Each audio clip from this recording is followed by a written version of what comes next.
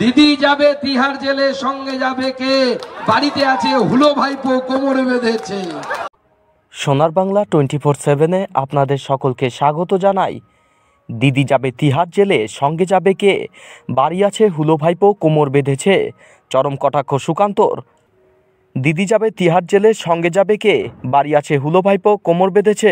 নির্বাচনী প্রচারে এসে মমতা অভিষেককে চরম কটাক্ষ করলেন সুকান্ত মজুমদার। পাশাপাশি দুর্নীতি ইস্যুতে তৃণমূলের নেতা মন্ত্রীদের একহাত নিলেন বিজেপির রাজ্য সভাপতি। মনে রাখবেন, হরিয়ানাতে এইভাবে চাকরি বিক্রি হয়েছিল। হরিয়ানার মুখ্যমন্ত্রী ওম প্রকাশ চৌটালা, নামটাও মনে রাখবেন, জেলের ভেতরে ঢুকেছিল।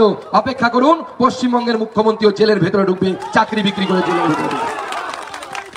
আর ছোটবেলায় কবিতা পড়তাম না, হ্যাঁ, অমুক যাবে শ্বশুর বাড়ি, খোকা যাবে শ্বশুর বাড়ি, সঙ্গে যাবে কে? বাড়িতে আছে হুলো বিড়াল, কোমর বেঁধেছে। এরপরে এই কবিতা পরিবর্তন হয়ে যাবে, দিদি যাবে তিহার জেলে, সঙ্গে যাবে কে? দিদি যাবে তিহার জেলে, সঙ্গে যাবে কে? বাড়িতে আছে হুলো ভাইপো, কোমরে বেঁধেছে।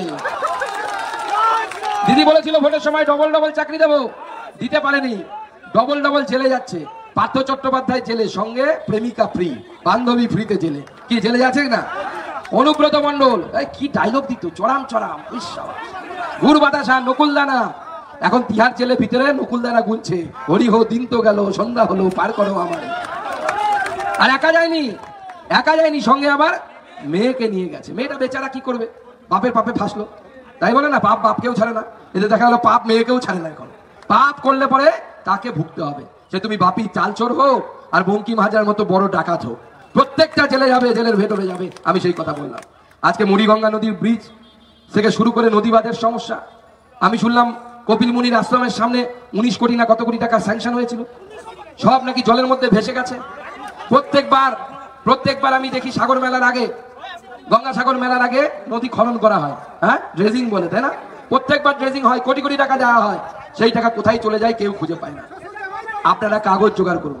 শুনুন, এই যে শ্বশুর এবং জামাই, এই দুজনেরই কাগজপত্র জোগাড় করুন। আমি বলছি, সেই কাগজ জোগাড় করে আমাদের প্রার্থী হোক, প্রার্থী তো না, আগামী দিনে আপনাদের সাংসদ, তার মাধ্যমে হোক, আমাদের জেলা সভাপতি নবেন্দ্র নস্করের মাধ্যমে হোক, আপনারা পাঠান, আমাদের কাছে পাঠান।